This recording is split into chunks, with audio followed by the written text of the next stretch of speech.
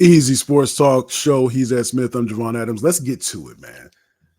Man, Anthony Richardson benched by the Indianapolis Colts. Joe Flacco, who's in the wings, just waiting. He will become the starter. Has been named the starter. Richardson completion, and now this is for his career. If I'm looking, I mean, this is just the second year, so that's one of the big things. This is why this is such a big deal. But what 44.4% completion percentage? I mean, Ed, I'm just saying. What his most recent game, he was 10 for 32, 10 completions on 32 attempts for 175 yards. He is definitely a work in progress. He's definitely a, what do they call it, a project. But they knew this when they drafted him, and he's only in his second year. This, of course, makes me think of what Bryce Young, that he was benched earlier this year. What are your thoughts on this? Because for me, this is two things. One, he's been injured a couple times already since he's been in the league. So there's that. So that stunts his growth and his ability to get closer to his ceiling as opposed to being closer to his floor. But this is almost an indictment of me, to me, of those who evaluated him in terms of that timetable to bring him along. There should have been maybe a different way in which to approach it. Let's keep him on the bench for a year so that we can do the things we need to do behind the scenes. We'll bring in a competent bridge quarterback, as the term is often used, and then maybe in his second year, or maybe even in his third, that's when we'll be able to see about him starting, as opposed to trying to rush him along. Because even when he was coming out, people were mentioning the fact that he was going to be a project. In my opinion, and I'm going to use the baseball analogy for this one, this is when you see GMs and people of decision-making prowess. This is when you see them trying to hit home runs instead of hitting doubles. Yeah. Just contact. We see every year there's a crop of quarterbacks, and we see, first off, you can look and you see through the film. This guy played. This is his second, third year starting. He's got 30 starts under his belt. Very, has a decent ceiling.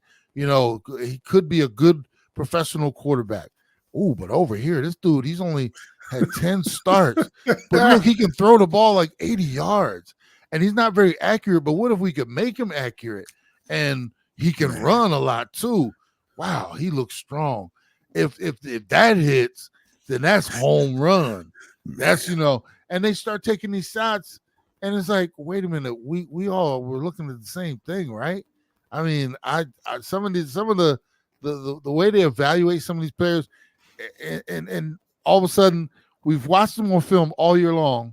Then they go to do the underwear Olympics at the combine. They lift a bunch, throw a bunch against air, and nothing else. And then all of a sudden that takes precedent over everything we watched them do for 12 games plus a bowl game or national championship or whatever.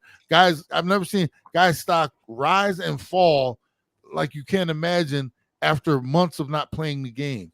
So then all of a sudden we get an Anthony Richardson, and it's like, well, if he can do what it looks like he can do, man. And then they take these shots, and then they wonder when it doesn't work out like him, because it's probably, I would say it's not even a 50-50. When you're going that far against, it's like trying to pull off a 10-leg parlay. It's like, what's wrong with just doing a three, and you're probably more sure to get that W, right? They go for the long shot, which means the odds are even higher of that hitting. And then it's like, wow, we're shocked that didn't work out. I mean, he's not ready. He shouldn't have been thrown right into it. He had the year last year where he got hurt. His growth was stunted.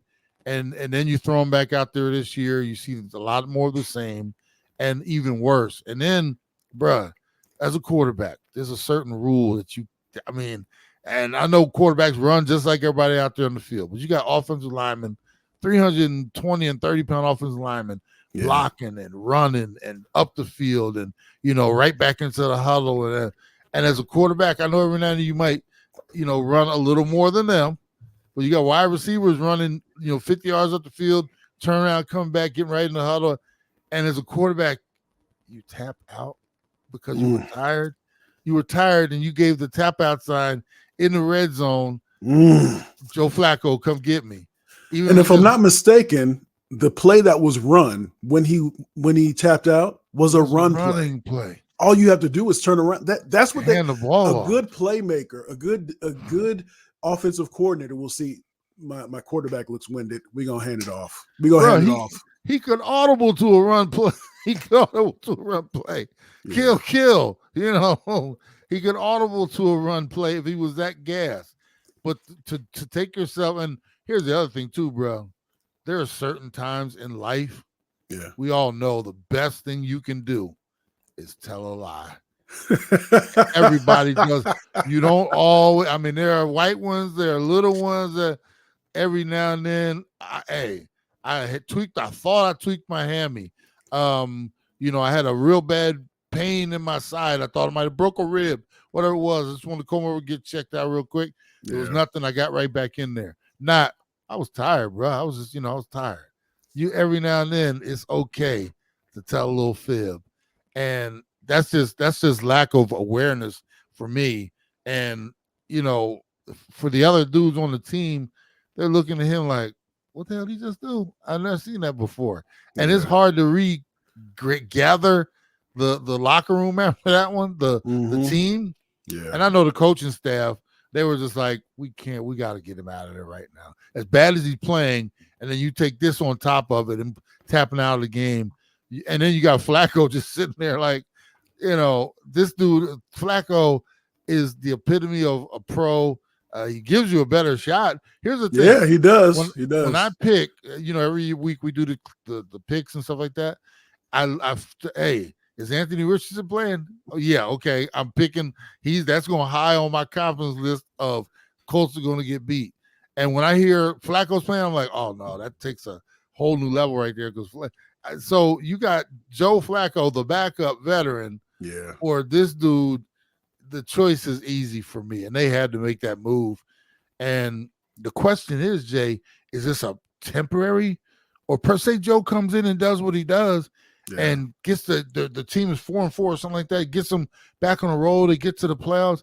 Now they might not be as stupid as Cleveland was and not even re-sign Joe, and because we don't want him here as a threat to Deshaun Watson. How's that working out for them right now? Maybe maybe they see that before we invest a whole bunch into Richardson, we might have to consider drafting another quarterback already.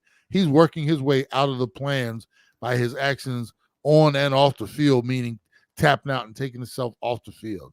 Is this what we're going to see more of with the GMs pulling the trigger so quick to say a year in, 2 years, in the beginning of the second year for a quarterback that we got to go a different way, because they could still go back to him. I mean, maybe this year is lost and he needs to really find himself, or whatever term you want to use, and then start fresh next season? Question mark. His career can't be over, right? Yes, hey, will we say around here, Jay? Yes, we can. Yes, we can. Here's the thing: you got to remember, bruh, as a head coach, what is your number one primary objective? Is it to develop a quarterback who doesn't seem like he wants to develop, or is it to win football games? Win football games. If you don't win football games, what happens to those head coaches that, well, I was trying to develop him and it just, didn't quite, 3 years in, I got 3 years and that was pretty much about it. So you continue to lose ball games and lose your locker room and keep running behind this young man who's not going to lead you to the proper end results. Mm-hmm. And you'll Steichen and anybody else out there, you'll see where you end up. So Steichen's looking at it like they're watching the film. They're looking at the film and they're like, that I can't win with that. And the locker room is knowing, because I'm sure that when the decision was made and it was shared with the team, there were probably a lot of cheers, internal cheers, because they all know that Joe gives them a better chance to win. Yeah. And Joe's very likable too. Joe Flacco, that dude, he's just sitting there. You see him on the bench trying to teach Anthony and talk to him and stuff like that. Everybody knows Joe's the ultimate pro. Also, he's the ultimate. I mean, the veteran, man. He knows nothing you can throw at him is gonna, make him do some of the things that Anthony Richardson does. Yeah. I've been watching some of the picks he throws, and they're head scratching. So right off the bat, you're going to get a better result because Joe is going to lead you in a more positive direction. And ownership. Here's the thing: ownership and management. In a couple years, 2 to 3 years, they would have to make a couple decisions. One, on that 5th-year option. You don't even if he continues to play like this, you don't owe him anything. You owe him pennies on the first part of his rookie deal. You don't owe him anything till year 5. That's if you pick up the 5th-year option. If you don't, you release him just like you release anybody else. You are scot-free. You don't owe him anything, no big money. You move on. And that's where he's heading. They would hope that he would start to show signs, mature on the field, start to look better. But if he doesn't, they haven't invested anything in him, and they won't. And they'll be, very happy to move on, like with if they know, hey, we got Joe Flacco here, we can sign Joe for another year, get a bridge quarterback or something like that, and then eventually maybe work a deal where we can draft somebody. They've been looking for a quarterback since Luck. I mean, they went from Peyton to their next guy, Luck. Luck left them in a early because they just beat the hell out of him. And it wasn't this regime, it was a different one. But nothing is holding their feet to the fire when it comes to Anthony Richardson. He's actually working his way out of the league. He'll be gone before you know it because they don't owe him any money. And when you look back, who's he going to blame? Nobody but himself. Because I guarantee you, one, he's not taking the game. He should be, if anybody, he should be like turning the lights on in the morning and turning them off at night when it comes to first one in, last one out. Yeah. And he looks, I'm not seeing, if he's studying that hard and doing everything he's supposed to be doing, that'd be even more alarming with the end result so far. Wow. So, yeah. Man. All right.